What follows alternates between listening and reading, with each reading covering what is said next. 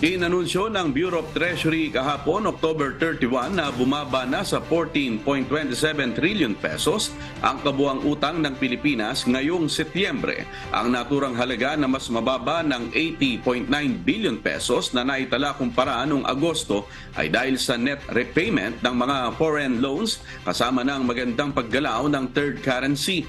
Batay sa datos ng Bureau of Treasury, ang foreign debt ng bansa ay nasa 4.53 trillion pesos na mas mababa ng 24.1 billion pesos o 0.5% kaysa noong Agosto.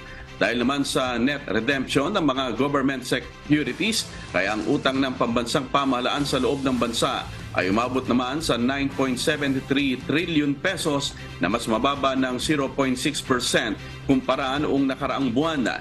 Sa assessment ng ahensya, dumoble mula noong 2016 ang utang ng Pilipinas habang naghahanap ito ng pondo para sa malalaking proyektong infrastruktura at pangangasiwa sa pandemya.